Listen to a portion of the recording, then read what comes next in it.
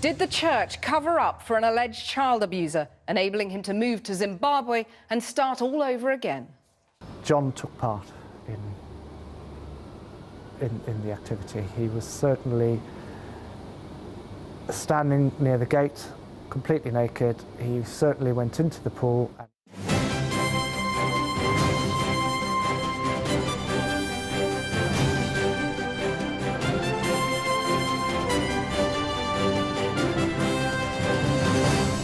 Claims of brutal abuse and questions over the tragic death of a teenage boy in a swimming pool.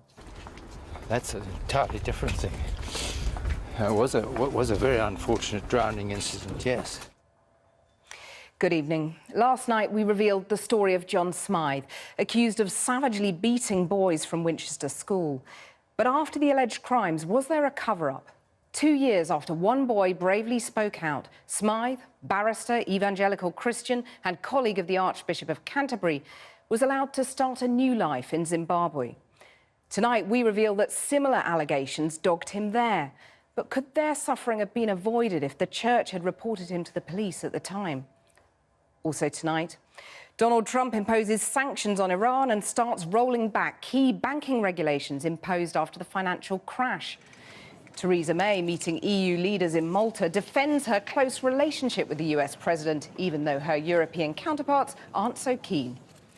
French soldiers shoot a man wielding a knife and shouting Allahu Akbar as he tried to attack them at the Louvre Gallery in Paris. The French president says there's no doubt it was a terror attack. And salad days are over, or at least rationed, as supermarkets begin limiting sales of lettuce and broccoli to stop customers bulk buying their dwindling supplies. It's the scandal that's rocked the Church of England. Last night, we revealed the appalling treatment suffered by a group of young men allegedly groomed and savagely beaten by a colleague of the Archbishop of Canterbury. John Smythe, a prominent barrister and evangelical Christian, was the chairman of the Ewan Trust, which ran holiday camps for public school children. Smythe's colleagues in the church discovered what had happened after an investigation in 1982. But instead of reporting it to the police, he was advised to leave the country. It was a decision with terrible consequences. Smythe settled in Zimbabwe, only to be accused years later of further appalling abuse and even culpable homicide. Mr. Smythe, Cathy Newman from Channel 4 News. We're told that you beat young men until they bled. Why did you do that? Last night, we confronted John Smythe about allegations that he violently abused young men. In the late 70s, Smythe was chairman of the Ewan Trust, a Christian charity that used to run holidays for public school students. The Archbishop of Canterbury, Justin Welby, was a colleague. I obviously didn't know that he was abusing people in any way at all. In 1982, Smythe's colleagues in the church had concluded in a secret report that he was running a violent cult, repeatedly thrashing young men with a cane. But the police were not contacted at the time. Instead, he was asked to leave the country, a decision that would have devastating consequences. So Smythe left Britain for Zimbabwe in 1984. He set up Zambezi Ministries, just like Ewan, Christian holiday camps aimed at public school students. Rocky Leanders and his brother Jason attended a camp in 1993 when they were 15 and 13. He recalls some unusual routines. It was sort of impromptu. John walked upstairs to our boarding hostel and said, right, we're all going on a fun adventure. We're going skinny dipping in the swimming pool. The only rule was you had to get wet, even if you didn't want to swim and whatnot. Where was Smythe at this point then? John took part in the activity. He was certainly standing near the gate, completely naked. He certainly went into the pool, and he was certainly standing at the gate as we 2x2'd back to our dormitory. 3 days into the camp, Rocky says Smythe introduced strict discipline on what was supposed to be a holiday. Rocky says he beat boys with a table tennis bat if they misbehaved. At first it was only a couple of blows, but he says it quickly escalated.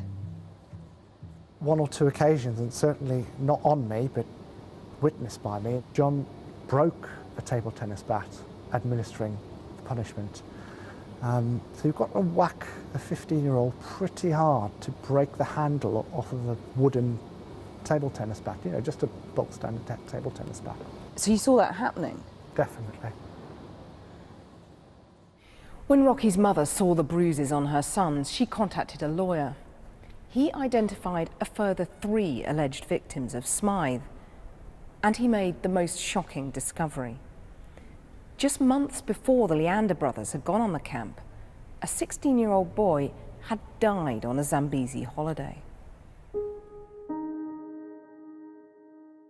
Guy Natcheru was a promising student, but on just the second morning of his holiday, he was found dead in the swimming pool. His sister Edith lives in Southend. He was a child you'd love to have. He was someone who would listen to whatever you say. He wasn't rude to anyone. So how did you find out that something awful had happened there? It's like I was at my parents' home in Glendale that day, and then a phone call, the person who was on the phone just said, "Guide died." And then I said, "What are you saying?" Then he said, "Guide died," and I repeated the same as well. And then my other sister started to cry. Edith says that when she went to the police station to identify the body, Guide was naked. There was no evidence that Smythe was present when he went into the pool. He did, however, attend Guide's funeral. Both Rocky and Edith are angry and shocked to learn that the church failed to report Smythe to the police a decade earlier. Being people of the church, I think they are people who should feel for children, who should protect the children. The bruises on our buttocks healed and went away, and the memories fade. But the questions are being asked again by my wife. Were you molested as a young boy? She says, you know, don't be afraid, we're married. You've never spoken about this before, which to me is a way of I have suppressed it.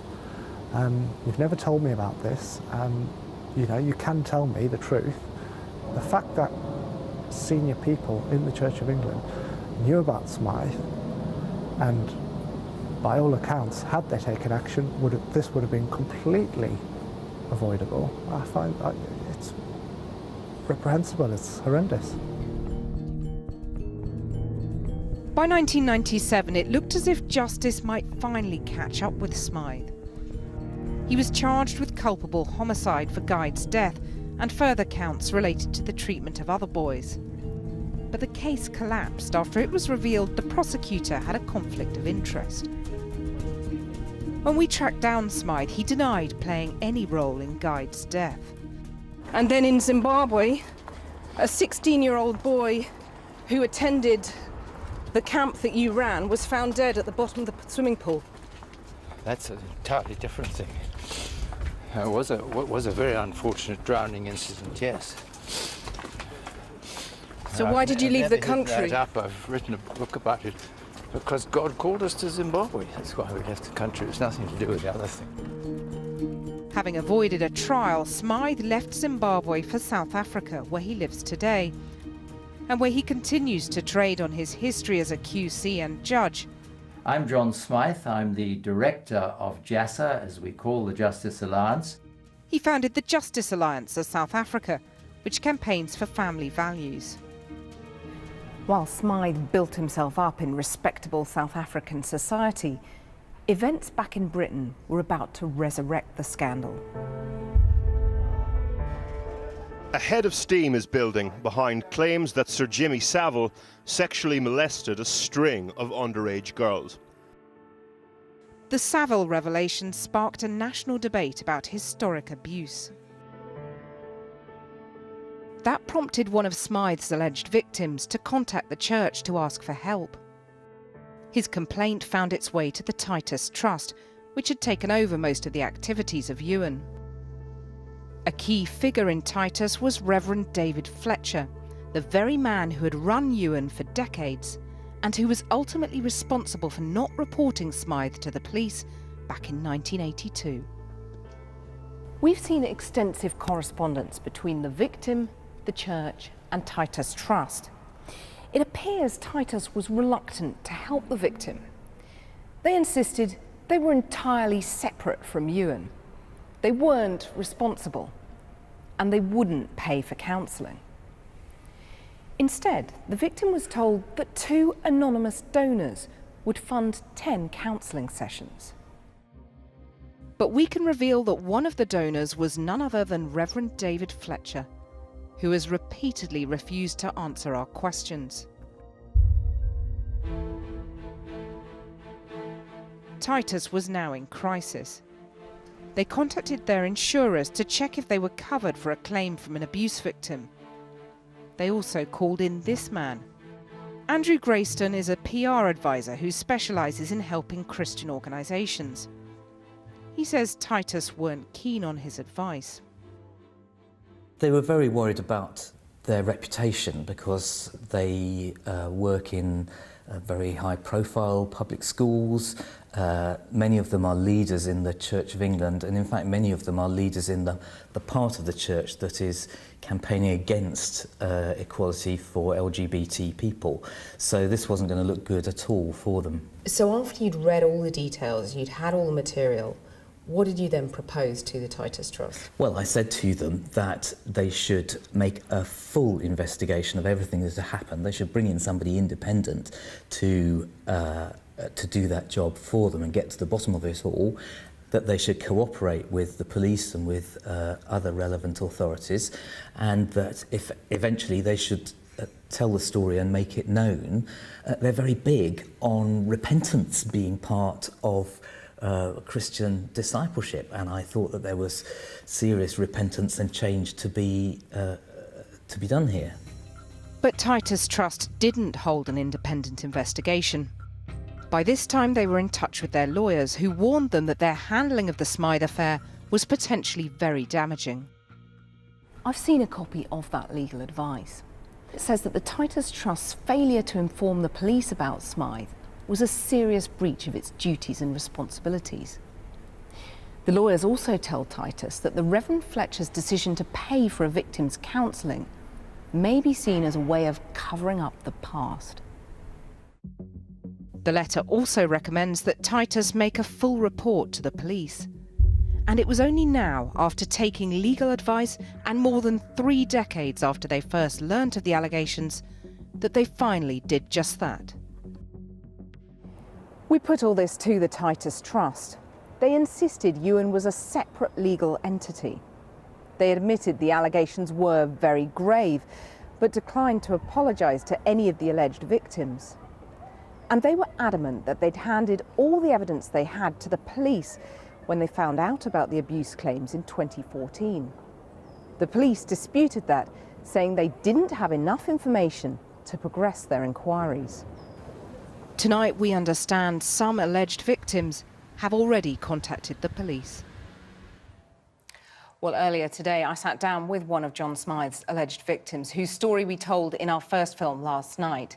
He was one of 3 young men who was allegedly repeatedly assaulted over a period of years and was eventually, he says, driven to attempt suicide. In an emotional interview, I began by asking him how he felt when the story came out.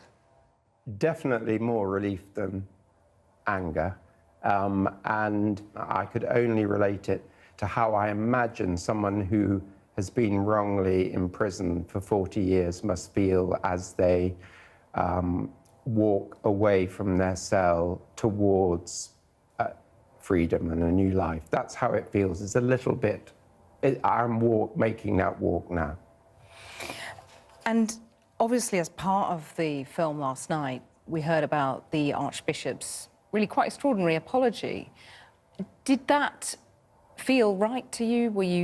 Did that provide you with any comfort? Well, I'm interested that you use the word extraordinary, because I thought it was extraordinary, but for a completely different reason. And he said a lot of things that people who don't know the story, or rather don't know my story, might think were very reassuring about how the church reacted throughout the whole process. But I have a completely different version of events. If someone had come to me in, let's say, 2000 and said that somebody else had come forward with information, would I like to, let's not even mention the police at this point, would I like to just tell my story? I would have been very keen to do that. Believe me, if they'd mentioned the police might be involved, I would have been down at the police station door before the police station was open to tell my story. And, but they didn't.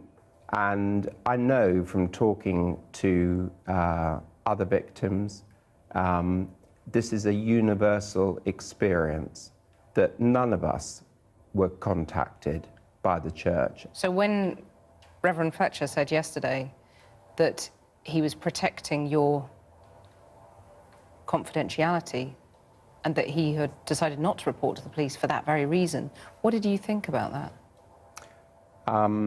I thought that he had made a decision on behalf of victims that a friend of his had very severely beaten for a number of years without consulting the victims or, to my knowledge, most of their families, that it was his personal decision.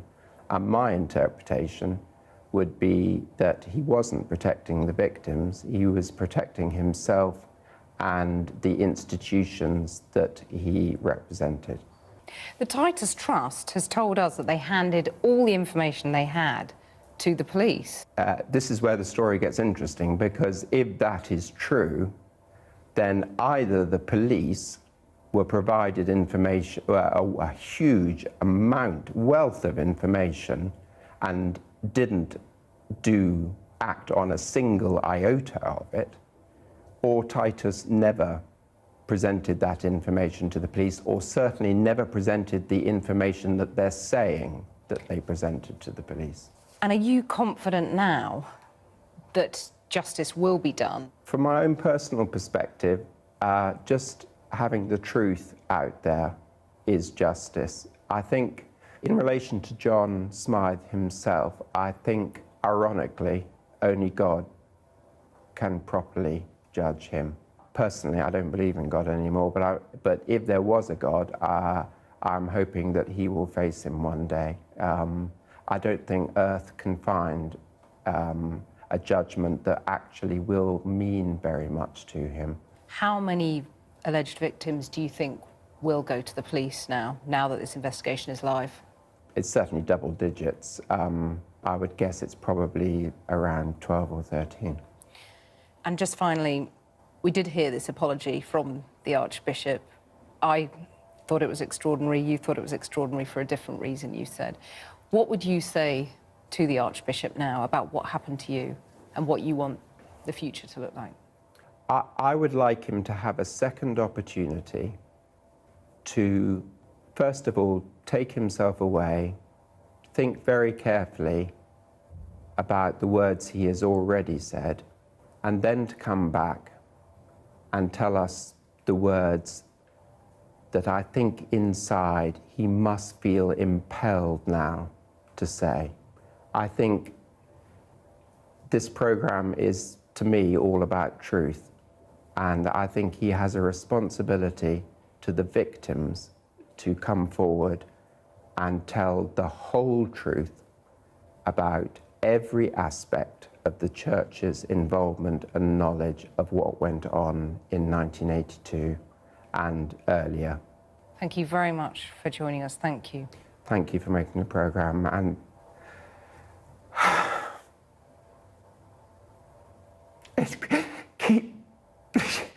please keep filming, because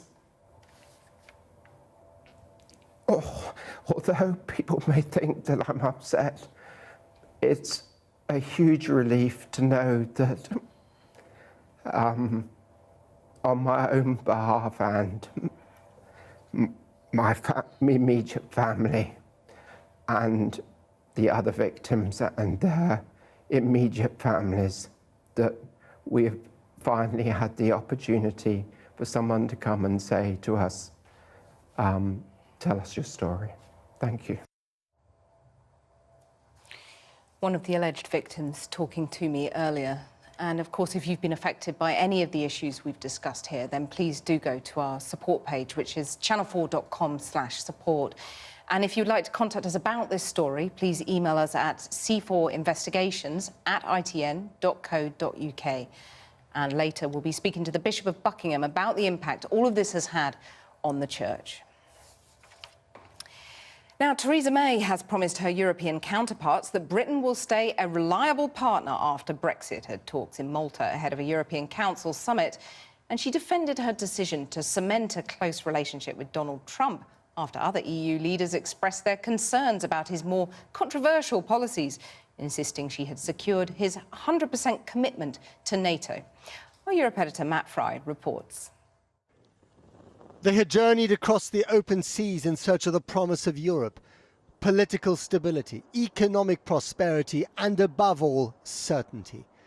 No, not the economic migrants who usually use Malta as a staging post, but the political ones who came here today to renew their vows. The leaders of the EU packed on one vessel. The security had their own boat, but even an armada of personal protection can't shelter the European Union from the multiple storms that threaten to sink it. On the horizon, not just the usual threats of populism, terrorism, migration and Vladimir Putin. What haunted this gathering is the possibility that under Trump, Europe's best friend America had gone rogue. So it was up to the host to express in public what everyone else had vented in private.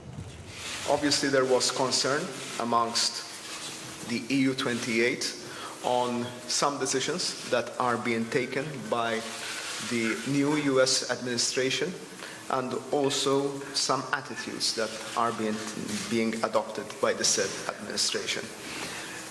Nevertheless, there was no sense of anti-Americanism. There was a sense that we need to engage with the United States just the same, but we need to show where we need to do that we cannot stay silent where there are principles involved. Good morning, good morning. But just how good? Theresa May marched into the gathering with a new mission. Yes, she may be the midwife of Brexit, but as the only leader here who'd actually met Trump and clasped his hand of power, she was in a unique position to build bridges between the EU and Washington. We got the 100% commitment to NATO because NATO has been so crucial in keeping the security, protecting the security, not just of the UK but also of Europe, and will do so in the future. But as we look to our negotiations, what I want to build with the EU is a strong partnership. We want a strong continuing EU and a strong partnership because we're not leaving Europe, we're leaving the EU. So how well did that offer of bridge building go down with the other 27? This well. I think that there is no necessity of bridges because online there is no possibility to have a bridge because today we communicating with the United States mail on Twitter. Another British Prime Minister used to swing her handbag like a cudgel during these summits. Theresa May has handed hers to an aide. The EU is a bruised family in need of a huddle. They fear that America's security umbrella is no longer a given, and they regard Mrs. May's hasty visit to Washington last week with some suspicion. Like it or not, it is the new reality of Brexit. We are still in the picture, but only just. Matt Fry reporting there. Now, the Trump administration put Iran on notice this week, and today the White House made its move, issuing a series of sanctions targeting Iran's ballistic missile program. In the last few minutes, Iran has issued its own restrictions in response. President Trump has also eased a swathe of banking regulations, which were aimed at stopping the 2008 financial crisis from happening again. From Washington, our international editor, Lindsay Hilsum, joins us now. So, Lindsay, what do the Iran sanctions mean for the 2015 nuclear deal? Well, the sanctions do not specifically address the nuclear deal. The nuclear deal remains as it is. These sanctions are about ballistic missiles, and it should be stressed that President Obama also had sanctions on for ballistic missiles and for terrorism. But it's really about the atmosphere. You know, it's here in Washington at the moment, it's as if we've blinked and gone back 3 or 4 decades. All the decisions seem to be made by elderly white men who are fighting the battles of yesteryear, the battles of the Iranian Revolution in 1979. And of course they've got their counterparts in Tehran. There's plenty of old men bearing grudges there. And they have very little to do with the Iran that tried to move forward, that made a deal with America, that wanted to modernize. Things have been pushed back to the past. And because of this belligerent atmosphere, the tone coming out of Washington and now out of Tehran is potentially very dangerous.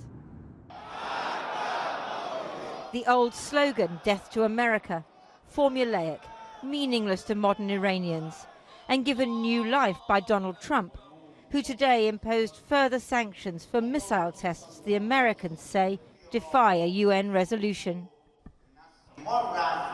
We have missile drills. They are a show of our might. We live in a world of wolves, like the arrogant government of America. How can we remain unarmed while they do whatever they want? Belligerent rhetoric then on both sides. President Obama maintained some sanctions on Iran, but, and this matters in Tehran, he spoke with respect, unlike President Trump, who tweeted this morning, Iran is playing with fire. They don't appreciate how kind President Obama was to them, not me. He is kind, though, to the business leaders he saw this morning, and to his friends, whom he believes have been held back by banking regulations imposed after the stock market crash of 2008, and named after legislators Chris Dodd and Barney Frank. We expect to be cutting a lot out of Dodd-Frank because, frankly, I have so many people, friends of mine, that have nice businesses. They can't borrow money. They just can't get any money because the banks just won't let them borrow because of the rules and regulations in Dodd-Frank. The administration argument is that making Wall Street banks hold more capital and have yearly stress tests is unnecessarily bureaucratic, won't prevent another crash, and harms consumers. The Dodd-Frank Act is a disastrous policy that's hindering our markets, reducing the availability of credit, and crippling our economy's ability to grow and create jobs.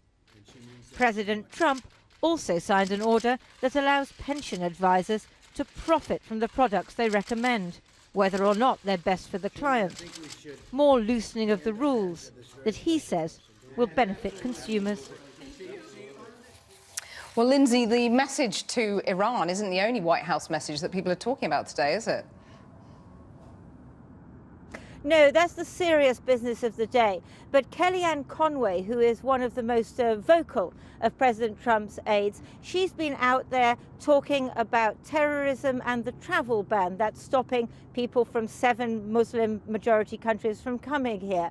And she raised a very serious issue about something which she said the media had failed to cover.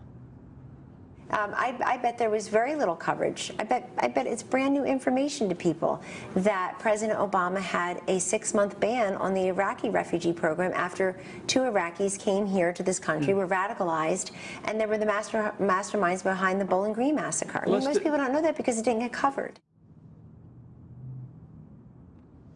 Well, I think the reason we didn't cover the Bowling Green massacre might be because it never happened.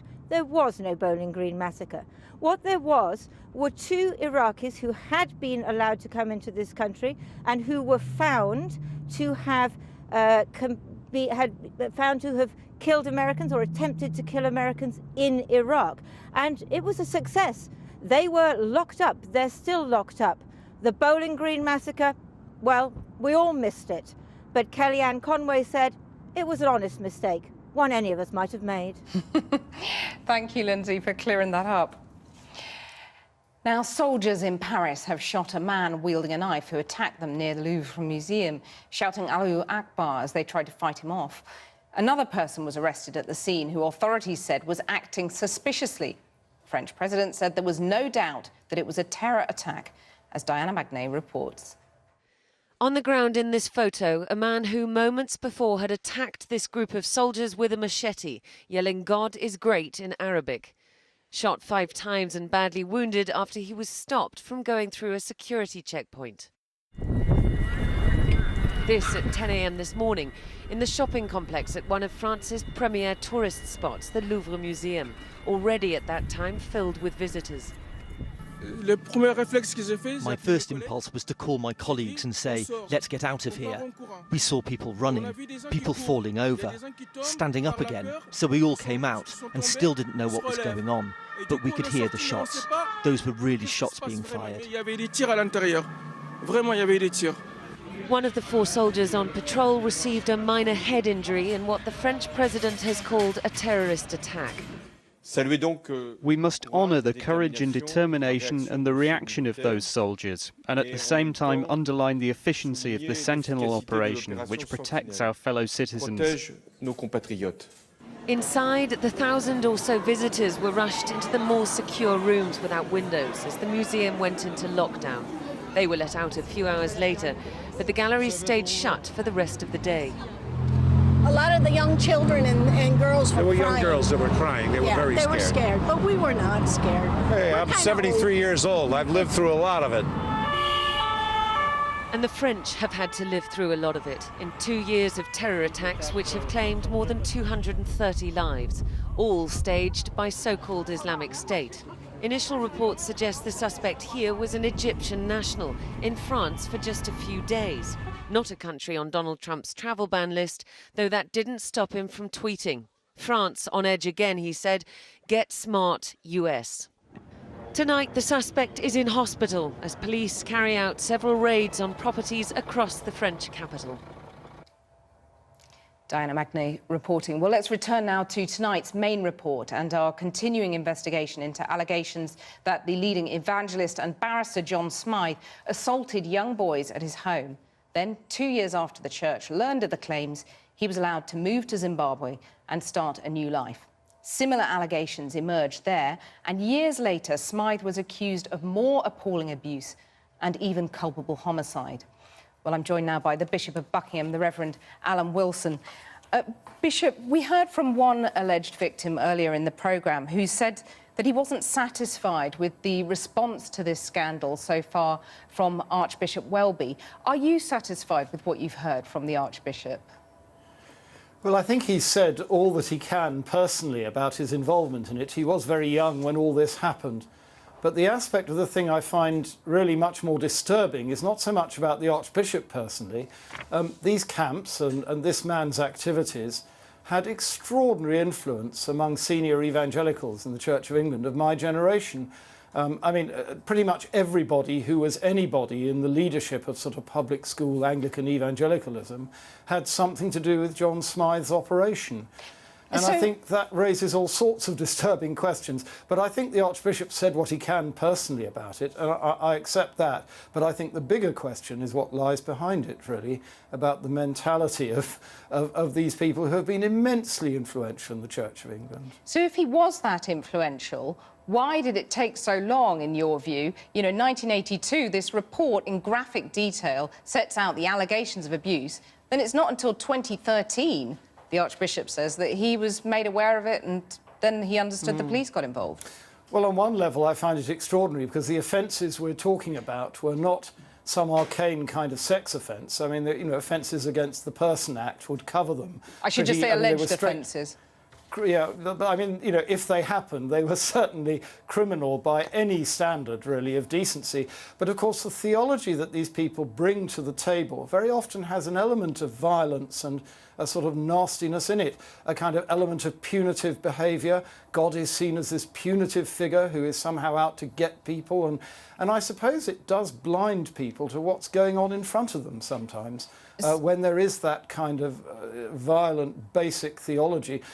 When we worked, the House of Bishops worked a few years ago on domestic violence, there was a very good essay on harmful theology that blinds you to what's in front of your eyes. And that comes particularly from the evangelical wing of the Church, you're saying? Well, I think this particular thing, which was all about an obsession with sex and masturbation, wasn't there? It's all about sexualizing relationships with young people through violence. And it seems to me, you know, I've worked very hard in the church, both with survivors who are coming forward and find it difficult to deal with bishops. And I think it's important that some bishops do reach out and form relationships with survivors, but also in terms of gay equality. You know, why can't the Church of England talk in a grown-up way about sex? I mean, It I has to be should just secretive and violent, and I think this kind of theology is very much part of it. I should just say there are no allegations of sexual abuse, but we're making allegations violence, of physical isn't it? abuse, violent abuse. But I Yeah. just want to press you on the Archbishop because, I mean, he shared lodgings with the vicar who then went on later to set out all the details of this alleged abuse in the report we've been talking about in 1982. And then another friend of the Archbishop, the Reverend David Fletcher, commissioned that report. Do you believe that it's credible that the Archbishop didn't hear of any of these allegations until 2013, all those years later? Well, I think, you know, when you're young, you accept things from people you look up to and admire. I think all of us do that. As I say, the theological blind spot is the most extraordinary bit of this. I'm sure he acted in good faith by, you know, the standards of the day and the way that he was at the time and his group of friends. That kind of close behaviour between people who are involved with these camps, I'm sure they knew one another, and I'm absolutely sure they talked about it. But what is extraordinary is that nobody said, you know, this is at very least common assault, if not ABH, and something should be done about it. And actually, I'm still amazed that nothing has been done about this, that this man is freely travelling around. You know, it seems to me most extraordinary that nothing has been done. What would you like done? And I don't. Well, I mean, I think he should be brought to justice. I think anyone watching these reports will feel that criminal offences have been committed against vulnerable people, and it's in everybody's interest that the perpetrators should be brought to justice, receive a fair trial, and that there should be a response to what they've done, rather than this. But you see, the sense of arrogance and entitlement and being somehow entitled to have other people defer to you, I think that all goes with the syndrome we're talking about as well. The colossal arrogance of saying, well, we know all about your life better than you do, and you shouldn't really have anything to do, and your feelings and your responses don't matter. There's a note of sort of brutality and cruelty in these kinds of theologies and this kind of approach, which I think is tragic, really. And I think it would blind a good and decent person to what was going on. Bishop, thank you very much for joining us. Thank you. Thank you very much. Now, the energy supplier npower has faced criticism from both the government and the energy regulator over its decision to raise gas and electricity prices. The company will increase gas prices by 4.8% and electricity by 15% from next month, adding £109 to the average dual fuel bill.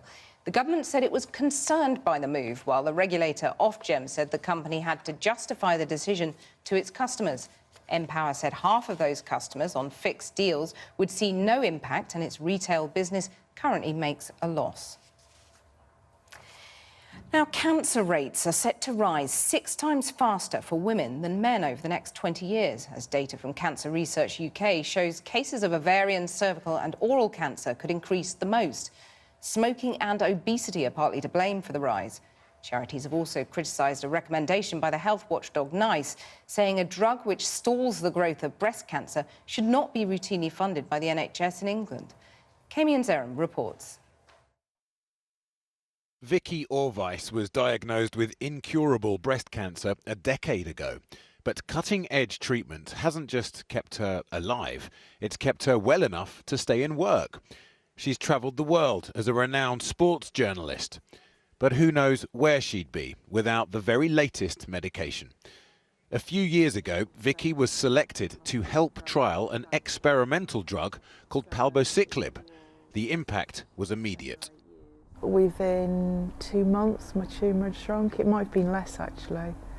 So they knew pretty swiftly that it was working. I couldn't live without the drugs, in the same way as someone who's diabetic, if they weren't injecting themselves, or somebody on another, say if you've got a heart problem and you're having to take drugs. The drugs keep me alive. But NICE, the body that approves treatments for the NHS, are recommending palbociclib isn't made available. They project that over 5,000 women could be eligible to receive the drug, which appears to stop incurable cancer spreading for at least a year.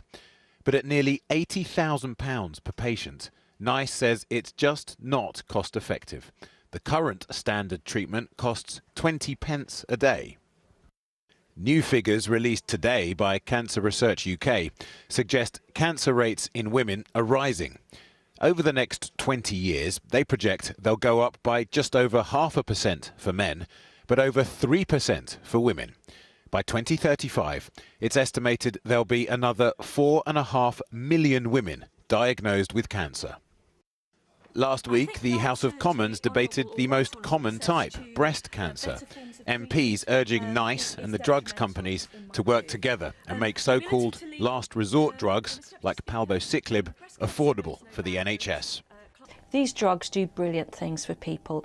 I appreciate how hard it must be for NICE, but we need to look at the way these assessments are made. I mean, we think there's a combination of things to look at here. We think, you know, there's always a role for the manufacturers to look at their pricing, to see what more they can do, what discounts they can make. But we also do think that there are issues with the NICE process itself. It can take millions of pounds for pharmaceutical companies to bring these drugs to market. But it all leaves Vicky with a bitter taste, knowing other women like her might not benefit from a drug she helped trial. Why are we pumping absolutely millions into developing drugs when the end result is people won't have access to them, or a very, very few privileged people who have either private health insurance or would have to sort of fund it themselves. And then you start thinking, well, why are you keeping people alive full stop?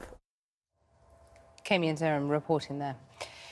Now, a Royal Marine has admitted offences related to dissident Republican terrorism, including bomb-making and storing weapons. 31-year-old Kieran Maxwell from Northern Ireland appeared via video link from prison at the Old Bailey. And our senior Home Affairs correspondent Simon Israel is here with more. So, Simon, put us in the picture. This is 31-year-old Kieran Maxwell, a serving Royal Marine for the last 6 years, but at the Old Bailey today, via a video link from Woodhill Prison, he pleaded guilty to preparing terrorist acts for dissident Republican groups between 2011, when he joined the Royal Marines, and last year, 2016, when he was arrested. The motive is not entirely clear, but it may go back to when he was a teenager, 16 years old. He was the victim of a brutal loyalist beating with iron bars and golf clubs in his hometown of Larne in County Antrim. And that was reported at the time by one of the Republican journals. So how did he go about planning the attack? Well, last August, before he was arrested, police uncovered a stash of explosives out in County Antrim. In a country park, he had stockpiled bomb-making components, chemicals, timers and detonators. And in a forest, he built a hide where he stashed a handgun, ammunition, pipe bombs, and, very worryingly, anti-personnel mines he had stolen from his Marine Army base in Somerset earlier on in his career. In his locker room, they found stolen bank details from fellow Marines. They also found notes on terrorist tactics, along with maps, plans, and a list of potential targets, although it's not been revealed what those targets were. Simon, thanks very much.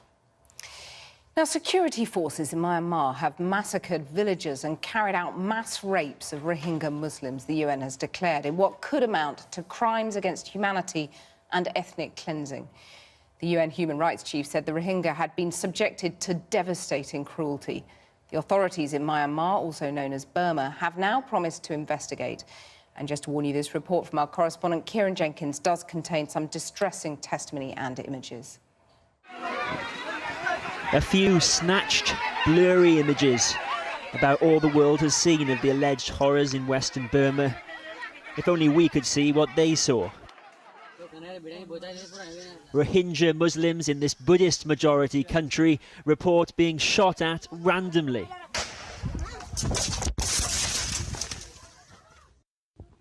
Burned alive in their homes. Men and boys rounded up, never seen again. These videos can't be independently verified. Journalists aren't allowed in to witness what today the UN calls a crime against humanity. One mother recounted how her 5-year-old daughter was trying to protect her from rape when a man took out a long knife and killed her, slitting her by the throat. In another case, an 8-month-old baby was reportedly killed while his mother was gang raped by 5 security officers. The devastating cruelty to which these Rohingya children have been subjected is unbearable. This police beating remains the sole incident Burmese authorities have owned up to. But the United Nations now says it's likely hundreds of Rohingya have been killed.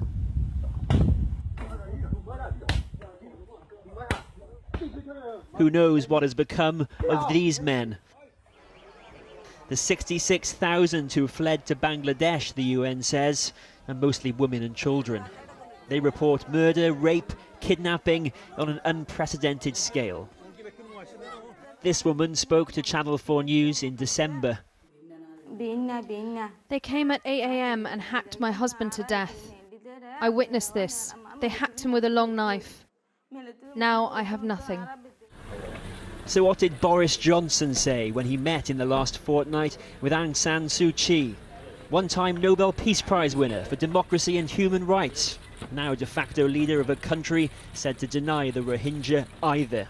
Hi folks, Boris Johnson here. I'm here. Afterwards, the Rohingya not mentioned by name. And of course I've been talking to Aung San Suu Kyi, the leader of this country, about her plans to keep moving that peace process forward so that everybody can share in the growing prosperity of this extraordinary country. But these men aren't contemplating prosperity.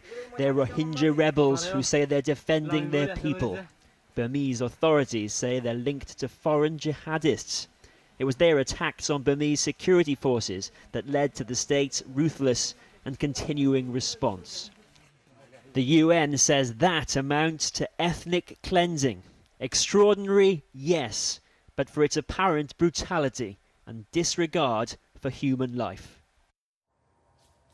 Kieran Jenkins reporting there. Now, first there was the courgette crisis. Now iceberg lettuce and broccoli are being rationed by supermarkets amid yet another vegetable shortage. With supplies hit by bad weather in southern Europe, supermarkets have imposed limits on customers to stop bulk buying. Asad Baig reports. A sight British shoppers are not accustomed to: empty lettuce shelves and notices of rationing of vegetables.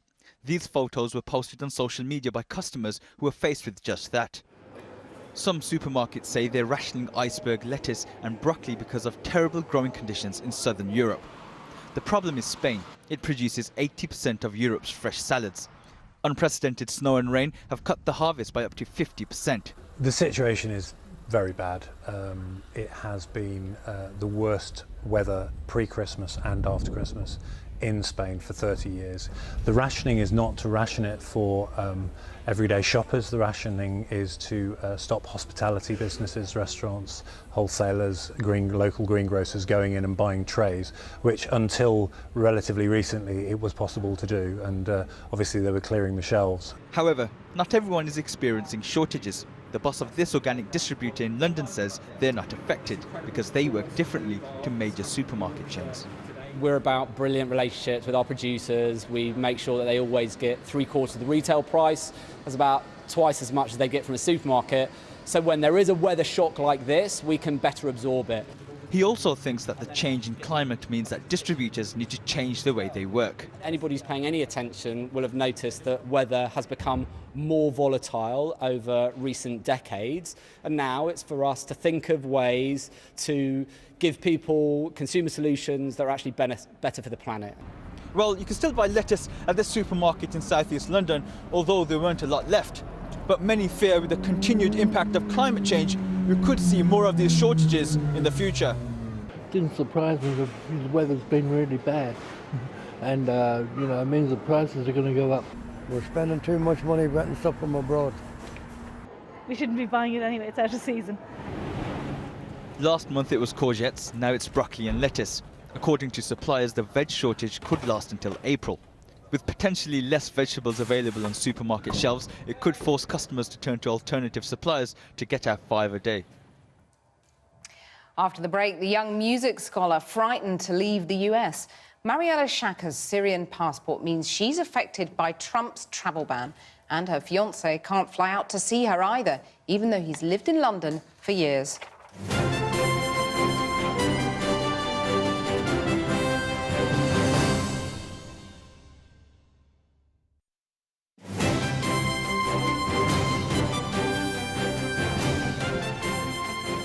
Welcome back.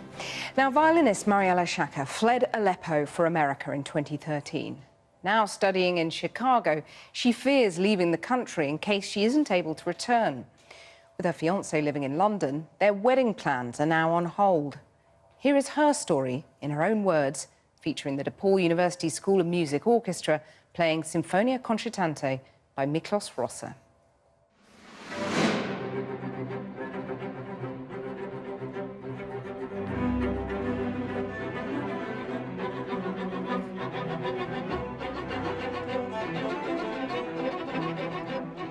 America means my world. It means everything. It's the place which saved my life. 3 years ago, I was still in Syria, living in a very dangerous way. I kept searching, hoping for a miracle to happen. After 5 months of running under rockets falling, I was able to get accepted with full tuition scholarship at Monmouth College in Illinois. Aleppo is a city which is filled of culture and history. It's one of the oldest and most ancient city in the world. After 5 or 6 years of war, I can no longer recognize my city, that beautiful place, my memories, my history, my parents. I try to call them every day just to make sure they are still alive. I do support the extreme vetting because I would like for people to be safe here, but innocent people are being affected and victims of such a rule. People I know, my fiancé, he is a concert pianist. He has been living in London for 12 years.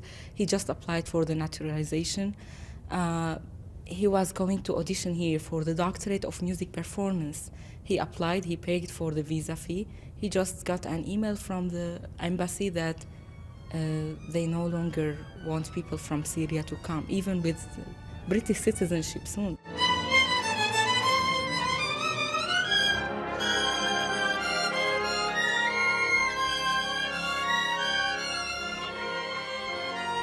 They gave me the protection here, so what if I go to travel for an emergency case, to see a family member who is dying? Will I be allowed to come here back? Where I'm supposed to go? This is my home. This is the place I call home now. We are proud to be Christian, but we cannot give up my Muslim friends. We cannot just saying that we just support Christians. It will only arouse problems, antagonism, hatred, discrimination. We cannot allow this to happen. It's just hard for me to see what's going on in America.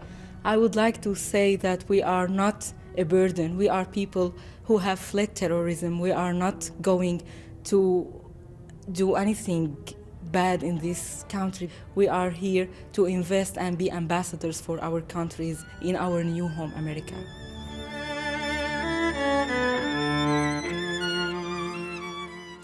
Before we go, a reminder that all next week we'll be running a special series on fake news, where it comes from and its implications in a world where things are often not what they seem. We're back at 6:30 tomorrow night. Until then, that's Channel 4 News. Good evening.